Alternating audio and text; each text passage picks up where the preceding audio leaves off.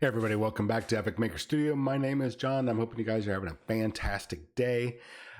I do hope you're having a fantastic day. I know some of the X-Wing and Armada players for the Star Wars games that are right now through Atomic Mass Games are probably reeling from some very disheartening news, which I empathize. I can probably sympathize. I can do both with you guys, even though I've been a harsh critic of both games and I've predicted that they were dead in the water.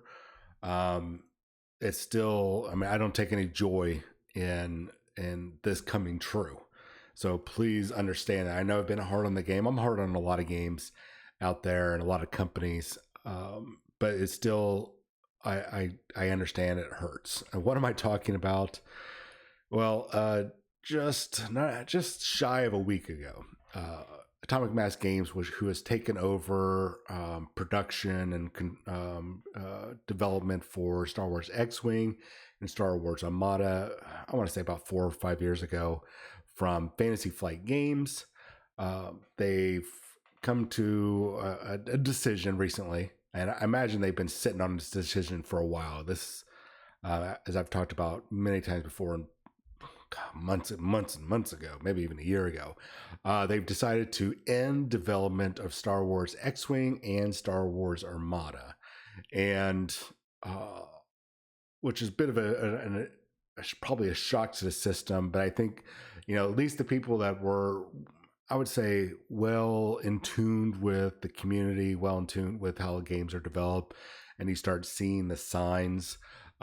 They knew this was coming. It doesn't lessen the blow, but still. Now, the reason why they're ending this, at least up front, this is what they are saying. Over the past few years, they've had rising production costs, global manufacturing issues, and other pandemic-related challenges make it very difficult to keep producing this wonderful, wonderful product, both of them. I do have to say that despite my misgivings with the games themselves, the game mechanics and how Fantasy Flight Games, the original creators and distributors, really just did a poor job.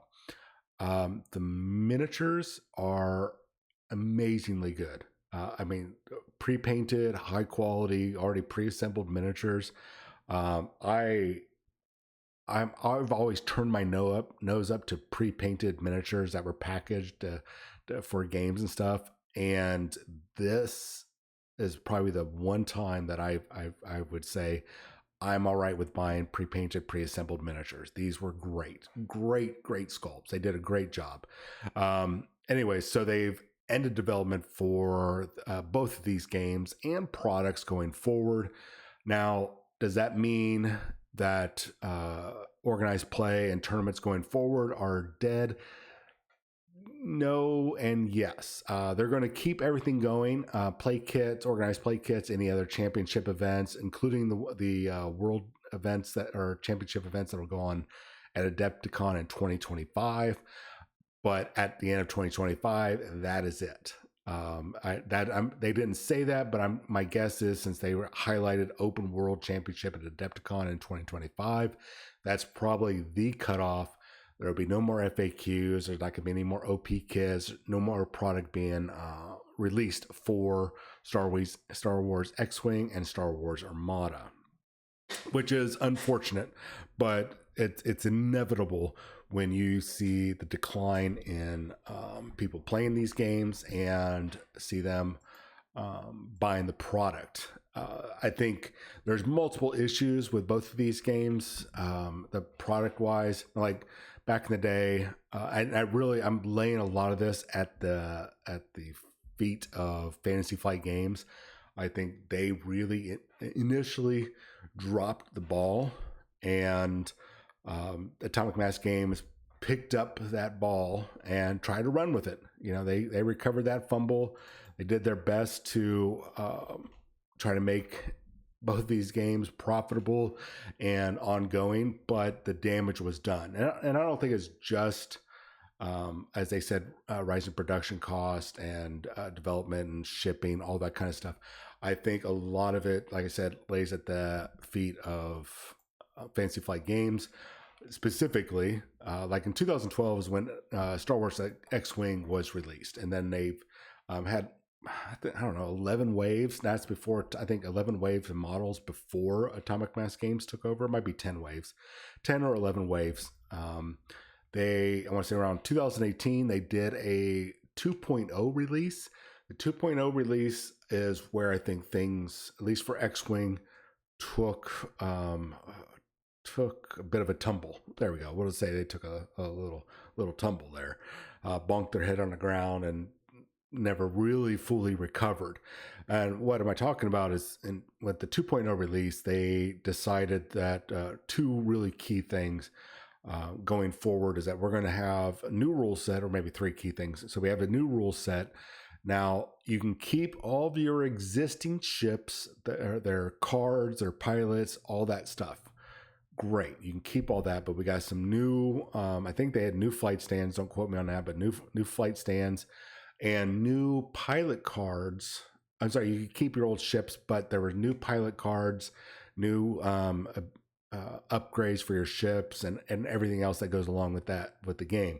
Keep your ships, keep the physical models, even though we'll reproduce them with the new stuff for future players. But for everybody else, you'll need these new cards. And what we're going to do is we're going to put them in a box set, right? And that box set is going to be about $50 that you can use to upgrade, which is great. Awesome. Yes, thank you so much. Except they didn't give you enough in each of those boxes. So you had to buy multiples of those boxes. And I think it was really kind of I'm going to say, for lack of a better term, a culture shock for the X-Wing players who are not used to, hey, we got a new edition, we got to buy new rules, we got to buy new codexes and new rule books and new data cards and all this stuff. They weren't really new to it. They would laugh at I'd say the Warhammer players a lot, or even the War Machine Horde crowd, because you got to buy new rule books, new stuff. Well, now it was their turn, and I don't think Fantasy Flight really executed that well. They didn't, by not including enough product in each of those. They were literally forcing people to buy multiple boxes so they could play with their original models. I mean, it's brilliant, I guess, in a way. They made money, but also it's kind of a kick in the junk to the players, and so it was not well received. Then there were some issues with being forced to use the app to build your, I'm going to say, for lack of a better term, army list, or maybe your squadron list, and just really soured a lot of people. They lost a lot of people. We saw some steep declines, maybe not in your area, but steep declines in a number of states, at least here in the U.S., especially even at bigger conventions, in the number of X-Wing players. Unfortunate, but these type of things happen. Then with Armada, things were a little different. I don't know at what point, because I've only played one game of Armada and it didn't stick with me. There's nothing necessarily wrong with it. It just wasn't appealing to me. Just like Battlefleet Gothic isn't. And I know some people are like, "Oh my God, I can't believe you said that," but it's true. The big ship games I'm not really interested in. But the main issue that they had with Armada, and this is as a TO, as a convention organizer, in the past, we've brought these people in, got their feedback. The reason why most of these players have said we don't want to play Armada anymore, first off, it's slow releases on rules and update our new vessels and whatnot. But also the game has gone from it being about their big battleships and capital ships and destroyers and whatnot, and it became more focused on, say, the squadrons, the little itty bitty ships instead of the big ships. And so it's almost like X-Wing, in a way, took over Armada and pushed a lot of people out. Now, there might be other multiple reasons, especially in your area. Maybe you've got some other insight to why this game petered out. Go and put it in the comments below. That way we can all get some more feedback, and we can at least dispel some of the rumors and whatnot. So between all these multiple minor things and some of the major things, we've seen a decline for these games across. I'm going to say globally. Yes, there are some isolated pockets where people are just knee deep in this game, and they are champions for X-Wing or Armada, and which is fine. Keep playing. If it's the game you guys love, keep playing. There's nothing saying that when they stop supporting this, that you cannot continue to play it. Just like I've told the Warhammer players, hey, if you love 5th edition, keep playing 5th edition. Get your buddies, hey, let's play 5th edition and have fun with it. You want to play 7th edition? God help you. But keep playing, go and play 7th edition. If you want to play Rogue Trader era, you want to play that 1st edition, once again, God help you, but play it. If you want to play 1st edition Dungeons and Dragons, play it. There's nothing stopping you from enjoying these games and continuing to play them. You might not find much continued support, but I promise you that once support for this, and they're probably already working on it, or it's already in play, there is probably a community. I'm going to say, for lack of a term, a living rule book that's going to continue on. The community that is passionate about this, and it's probably going to be a couple, say, major websites. They're going to be so passionate about this, they're going to keep this game going forward. And how that's going to look, I don't know. But just like with Mordheim and Blood Bowl, that saw stagnation for years and years, but the living rule books kept going. The community kept those games going. And Blood Bowl eventually saw a resurgence. We might see a resurgence of Mordheim in the future. There are some whispers in the warp, as Chapter Master Valric likes to say, but we'll see about that. Anyways, you can still play this game. The community's still going to keep going. And one of the cool things that you could consider, and this is going to be the last thing I'll say about this, is, and I'm going to use a Warhammer reference, forgive me, Star Wars players, but I would say decades ago, Games Workshop did multiple global campaigns over the years. But there was one, and I'm going to call it Medusa 5 for lack of a better name. I think it was Medusa 5. At any rate, they took all of their games, Battlefleet Gothic, Warhammer 40,000, the Inquisitor game, if you remember the 54 millimeter Inquisitor RPG tabletop miniature game, and even Kill Team. And I want to say there was one more. I don't want to say Epic, but it could very well have been Epic. Anyway, so depending on what your favorite game, Warhammer 40,000 game was at that time, you could play it, submit your results, and at the end of like a certain period of time, whichever side won or had the most victories, well, I guess won, it could not only add to the overall total who's going to win at the end, but there could be, hey, because, and I'm going to put this in Star Wars Legion terms, let's say the Imperials have won here and during this bombardment week. So this means that all Star Wars Legion games, you're now on the defensive. Or, hey, because these X-Wing games were like this affects the Armada this way. Get with your local community for the Legion, Shatterpoint, X-Wing, and Armada, and start pulling you guys' resources.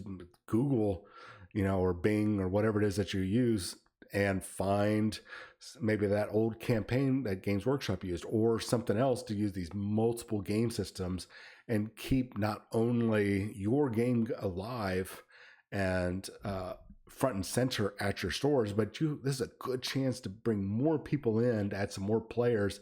And you only might get these players for a couple of years, but this is going to be a great time because stores are going to start putting all this product on sale. So this is an opportunity. Hey guys, you want to get involved? Just buy yourself a couple ships. You've been interested in it. This is the perfect time. Buy some ships. We still play the games, and you can get a couple years of fun out of it. Which, if I spend $50 on the game, and I can get a couple years of play out of it, cool. That's awesome. That's more than enough. Than like video games, $60 and you're done in a month. Or maybe you guys do a speed run and you're done in like 8 hours or something like that. But regardless, buying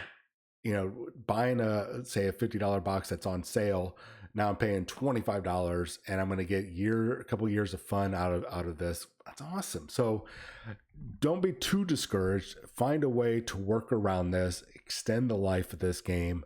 And even if it doesn't go too far beyond that 2025, that's fine. You're going to get some more years out of it. And you can always, like I said, you can always go, hey guys, you want to do a pickup game of X-Wing? Yeah, cool. Let's do it. We haven't done that in a while.